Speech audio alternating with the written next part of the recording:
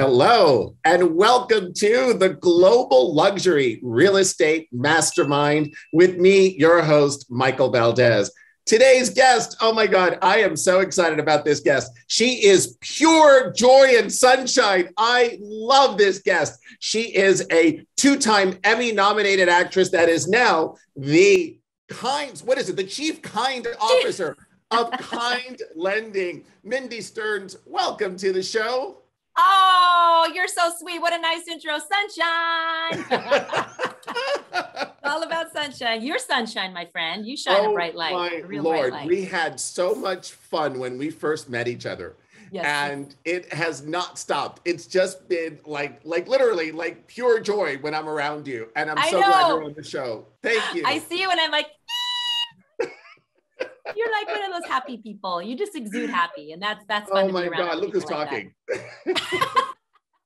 So I want to start from those early days. I want to start how you transitioned from the entertainment industry to lending. And I know that that's a lot there, but you know what's so interesting to me? You were discovered by Oprah. How many people can say that? Not that, I mean, quite a few, but yeah, you're right. We're a small crowd. We're a smaller crowd in the broad scope. Tell me a little bit about that. You know what, Michael, my training and my background, I got a Bachelor of Science in Dental Hygiene at Oregon Health Sciences University back in the day. And that was my vocation for a while, but I always had this really strange ability to imitate animal sounds. And that sounds so weird, I know, but we all have our thing. What's your weird? Everyone's got their weird, and not everybody really highlights it. Might be something you do in the privacy of your own home. You don't really show everybody. I guess I wasn't afraid to show my weird, and it got the attention of Oprah. I was sitting in the audience. I had moved out to Chicago. I was engaged at the time. That was engagement number 2 out of 3. I was a runaway bride twice, but, and so the opportunity arose in the show. I was out there for my birthday week, and my parents were visiting me in Chicago, and the producer offered the opportunity for someone in the audience to entertain the audience while we were getting ready for the show to start, because Oprah was in her dressing room doing her thing. So like I said, I have this weird thing and I can do these animal calls. And so it was kind of my opportunity. The opportunity knocked, and I answered the door and walked right through. And there you go. I was barking, clucking, and crowing for the Oprah audience. Oprah saw it, came out, put me on her show, highlighted my talents for what she said. She says 150 million viewers in 57 countries or something. Oh my God. It was like my mouth went dry. All right, now wait a minute. I wasn't going to bring it up, but since you did, now you have to do something, because this is actually seen in 90 countries, not quite Oprah. But... Wow. Well, you asked. So I guess that's where it started. So, I mean, the one that really kind of coined my fame, if you will, was the rooster, because she called me the rooster lady. So that was her. Like, she loved the rooster call, the dog, the baby. Those are some, I'll do a couple for you now. Like, who's around? As you look behind you in case. I'm like, who's in the area? Who am I going to wake up?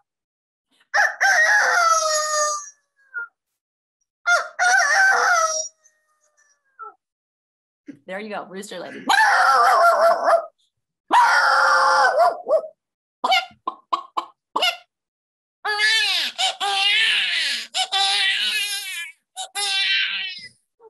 There you go. That's just. Oh my God. Now, when I first heard it, I thought it was just funny because we were having tequila.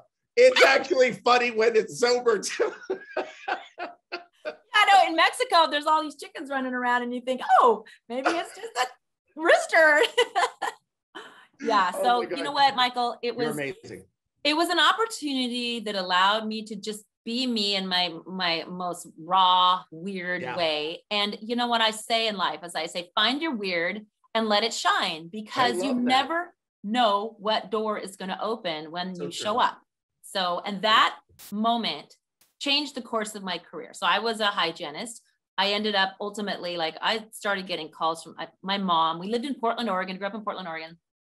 The local TV, radio, and newspaper highlighted me. I was kind of a local girl, gets on Oprah, star show, story. And then all of a sudden I'm getting calls from radio stations all over the world. I probably did 500 radio interviews. And then I did TV interviews. I did newspapers, and then a radio station in Saginaw, Michigan, of all places, up north, offered me a job as a radio co-host in a morning radio show. So it was Mike and Mindy in the morning. Mike McDonald was my partner at the time. He gave me a shot. I did morning radio for a year. Oprah's People Called. What's happened on your life since you were on our show? And then just the trajectory of Oprah's golden Midas touch continued to touch me. So I went from radio to television in Portland. I did Good Day Oregon in Portland, Oregon. I did entertainment news. Ended up down in Los Angeles, Entertainment Tonight. Like I ended up on Oprah's show 5 different times as she continued to follow the course of my career. She was like, proud mother hen of her little rooster girl. It was very special and I'm very grateful for that experience. So that's extraordinary to really have had a career like that. But you already had a career, obviously. You went from dental hygienist to the entertainment world, and then you went into the real estate lending world.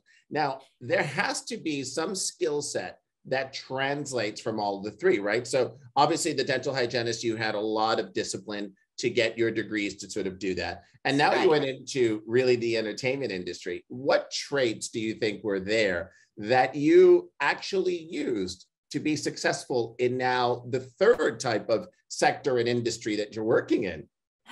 You know what it is, Michael? I live with gratitude every day.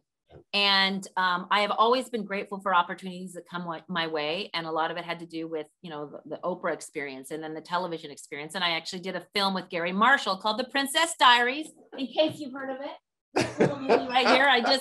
Someone just sent a copy of this to me the other day. I wanted me to sign it. So, so every time I got in a situation that I was able to shine, it's like I appreciated and was grateful for the people around me because the relationships are everything. 100%. And in an entertainment world, it can be a little hostile. You're in a Shark Tank, if you will. And I saw that coming in, but I came in as an anomaly, which was kind of sad because I heard that so much, like, oh, you're so nice for someone who's on air, or you're so kind. And those kind of things always surprised me. I'm like, that's not the norm. I was always shocked that being nice was not the norm. And just how I was raised. That's how I live. And I live with gratitude. And even when my opportunity at Entertainment Tonight changed and I was let go with a firing, kind of a swoop of people leaving, I thanked my news director. I was like, you know what? This was such a great opportunity. I'm so glad I had this. And she looked at me like I freaking had 2 heads. She was like, why are you thanking me? I'm firing you. They had to escort the other people out because of people getting angry. And I was like, that's just not normal to me. I guess it's kind of normal in that world. But for me, I thought, why does it have to be that way?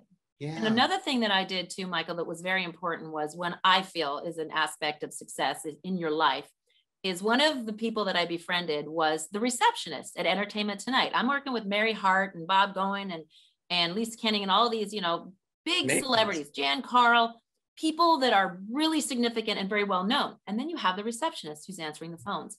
That person was as important to me as the biggest star in the room. 100%. And we became friends, and I acknowledge them every day. Hey, how's it going, Steve? How are you doing?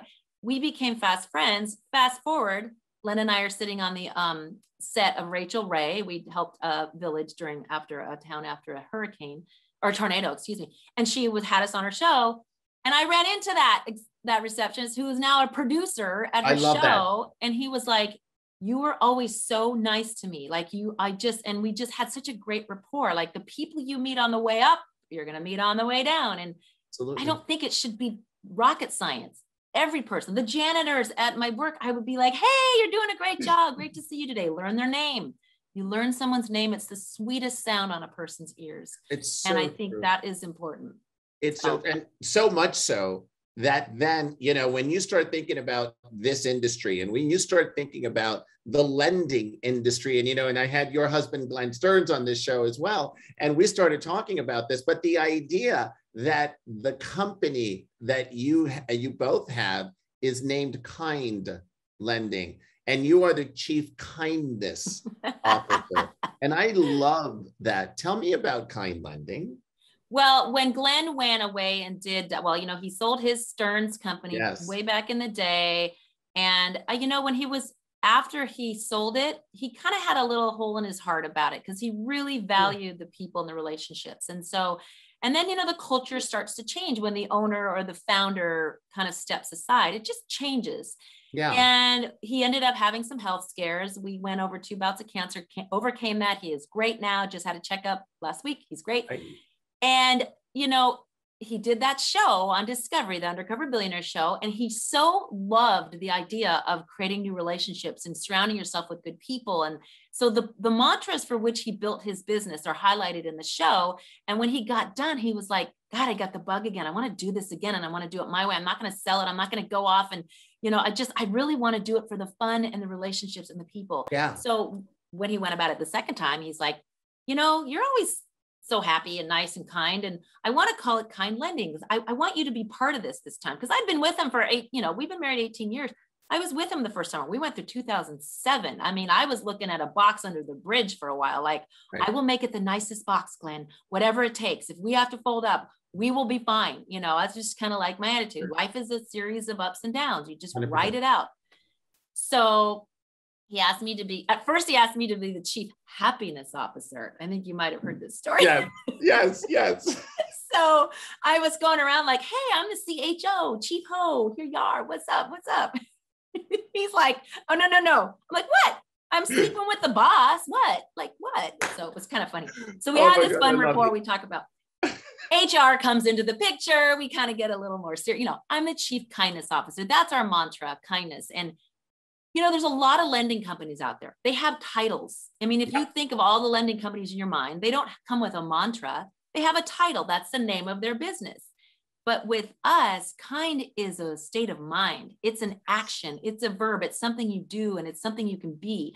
So we have a lot to live up to, but we really wanted to be a disruptor in the lending space and do something that really, and assign a mantra that hasn't really always maybe historically been assigned with kind of the rat race and the dog eat dog world of lending. Yeah. And it can be. It's a competitive field.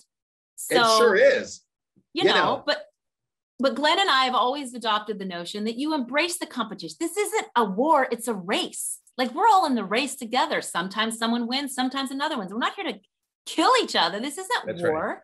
Right. It's a race. So competition is healthy. It's good. So if I'm not winning today, I'm glad you are. Hey, rise up. You rise, we all rise. It's always the idea that your only competition is really yourself. Because then otherwise, it's just the fact that you're all in the same field playing together. Right. Right. It's so true. So with kind, we just wanted to bring in a little different approach to how, and it also set our employees at an expectation. We call our employees kind ambassadors.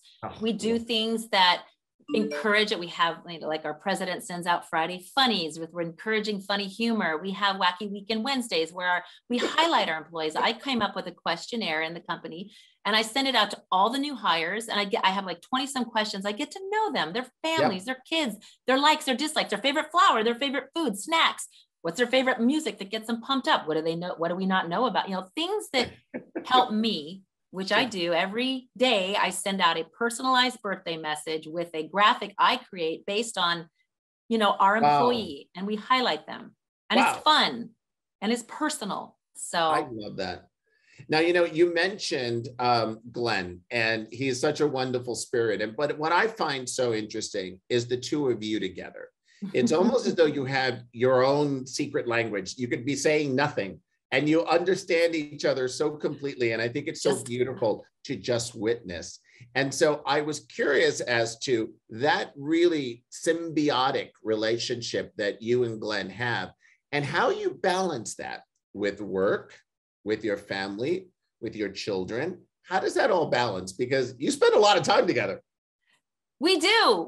Yeah. Morning, noon, and night. Thankfully, we have different offices, but that's good. So, Glenn had always he jokes. He's like, I swear I said I'd never work with someone I was married to, and I mean, I never really thought about it. And when the opportunity came, the thing is, Michael, we are so different and we bring to the table such different skills and you complement each other traits. So beautifully. I feel like we do, like where he is maybe lacking, I bring, and where I'm lacking, he's the business problem solving mindset of this. Like he knows the mortgage real estate industry really well. He was a loan officer. He started as a broker like that. He started in the beginning while he was building his company. He was waiting tables to make money on. So he knows the business inside and out. I know a culture, like I understand creating culture. And I don't think a business can operate without a culture. Now, the culture can be one that's toxic, or it can be kind and supportive.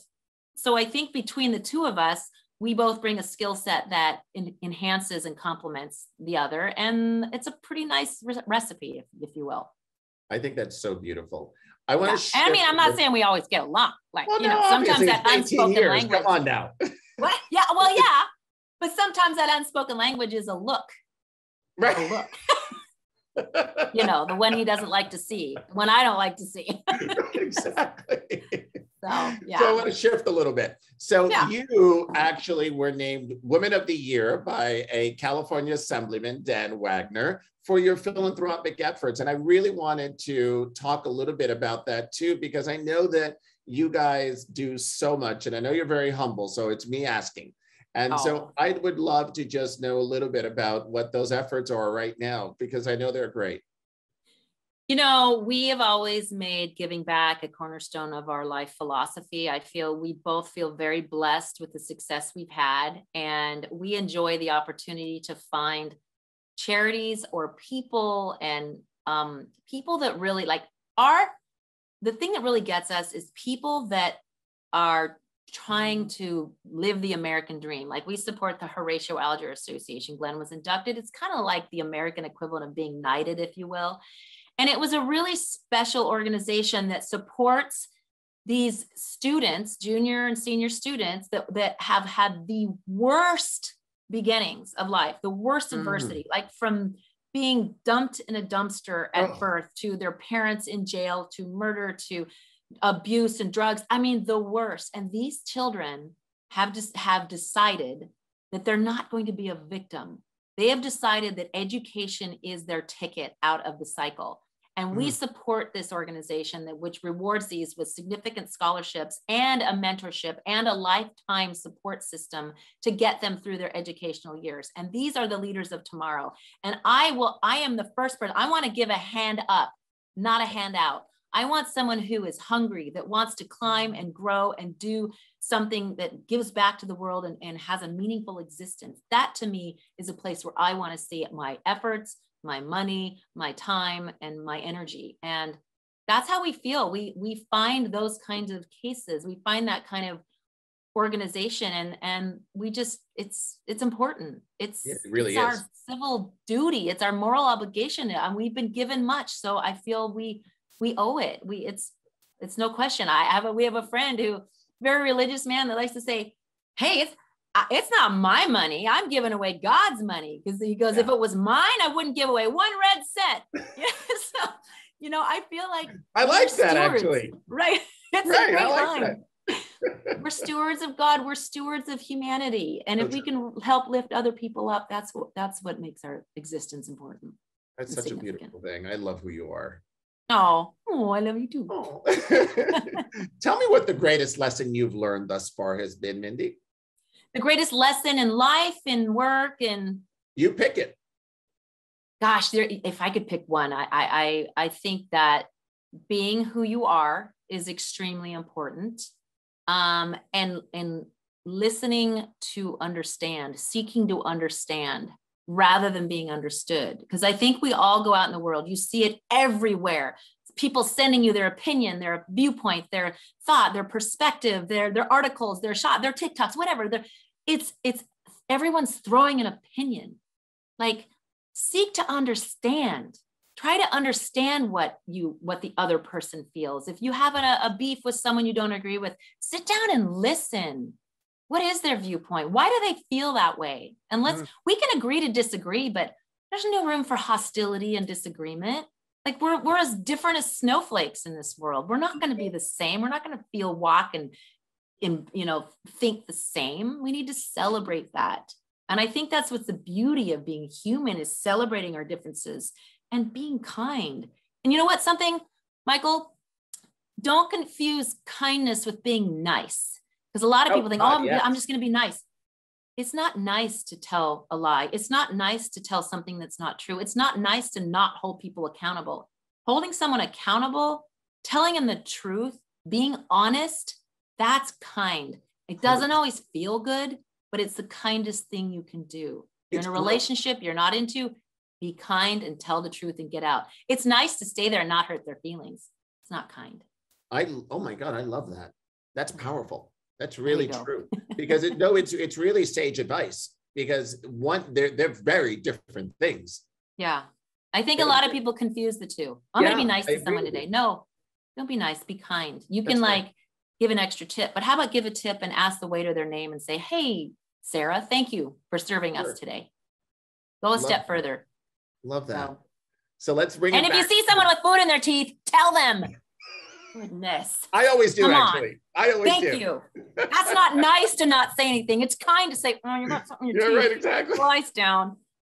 Be kind, people. Now let's bring it back to real estate. I want you to give me 3 pieces of advice that you would give somebody entering the business today.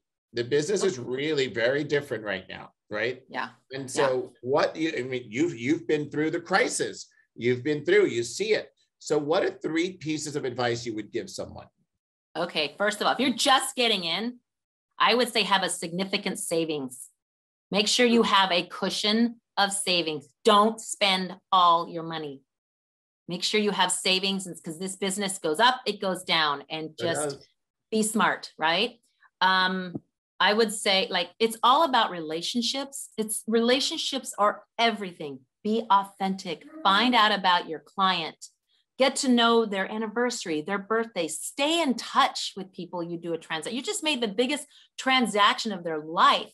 Don't just hand them the keys and be gone. Stay in contact. Yes. Find out about when their birthday is. Send them how are things going? How's the house? I think authenticity and connectivity are so crucial in a world that can be so transactional. But real estate, you guys we're making dreams come true.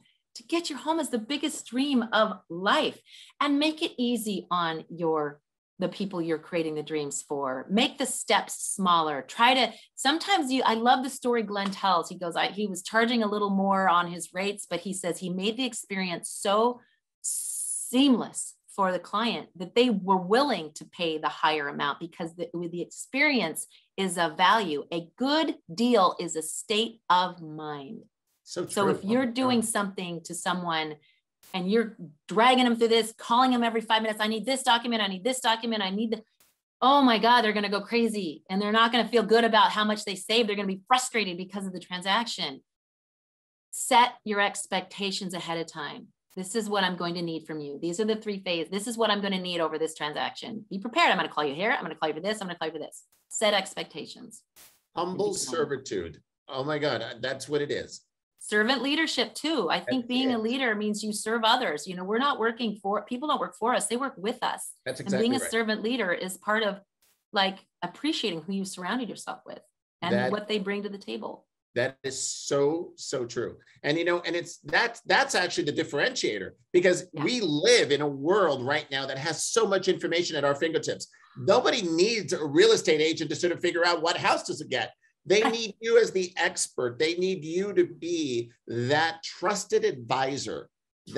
Trust is everything. Right? Trust is everything. Something. I didn't go find locally.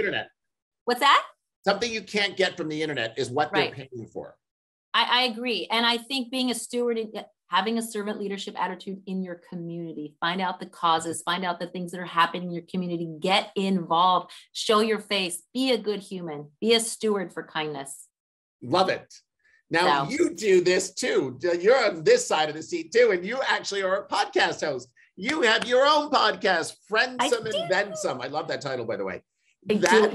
It's awesome. It's my 3 besties. We all worked at Channel 5 in Los Angeles, KTLA. He was my producer. She was a producer too. And we're all going through different things. He's a gay man trying to form a family. She is a divorced mother of 2, and I'm a married mother of 6 combined. Yeah. We bring different things to the table. We wanted to call it threesome and then some, because we thought people would listen, but we thought friendsome, and let's make it about friendship and midlife, because we're all in the midlife space. So there's so many things to celebrate, and how friendships pull you through in different areas, and how many forms friendships can take in getting you through every aspect of life. So that was for That's the one I do with them. And then I also do one with Glenn, we co-host together, called Grit Happens. And it's really the tools of what his success is and how he applies that in business and relationships and family and everything. So we have fun with that too. Then you get to see kind of the chemistry between us and the dynamic. And you both are incredibly humble, but you have many famous friends, and you actually bring them on to the show. And it's wonderful to really have those stories of that access with somebody and really understanding what their story was. Yeah, because it resonates. There's so many great stories. You have a great story. Look at you setting records, being an outlier in your world, and showing your amazing Latino self in being in spaces of power and influence. And really, you're breaking records and setting an example for others to look up, inspire, and move along and find areas to create their own success. I mean, I sit on the National Park Foundation Board of Directors. I am part of a committee that celebrates Latino heritage within the Park Foundation. There's a lot of sites in the United States alone that celebrate and preserve Latino history. It's important to remember how valuable those contributions were to the formation of our country. So, we got a big voice. We got to get it out there and make sure it's heard and celebrate and lift others up. That's exactly it. So I have one final question for you, Mindy. Okay. In your book of life, what is this chapter called? Oh my gosh, I've had so many.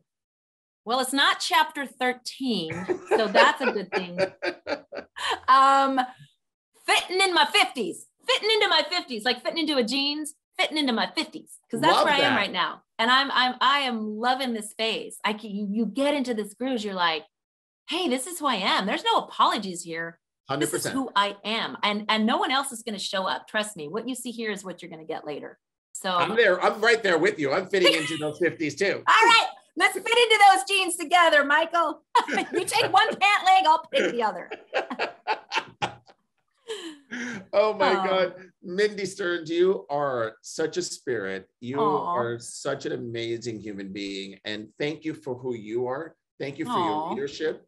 Thank you for what you do for others. It is really amazing. And thank you for our friendship. I love the friendship that we're building. You are, as I said in the beginning, it's like you're pure sunshine. And every time I'm around you, I just can't help but smile. And I love being around you. And I'm going to see you next week, aren't I? In Vegas. Yeah. Woohoo! Yes. Little EXP Con. I think it's exciting what we're doing with EXP. I think the Kind Lending coming together and creating success. That. I mean, it's just the title speaks it all. I think we have magic in a bottle here. It's a very special relationship. And, you say all these nice things, but I mean, I think when you see beauty, you have it. You can't see it unless you possess it. So what you see in the world might be what you have inside. And if you're not seeing things look very well, then maybe you ought to look inside and clean up and polish a little bit. And I think your worldview will change.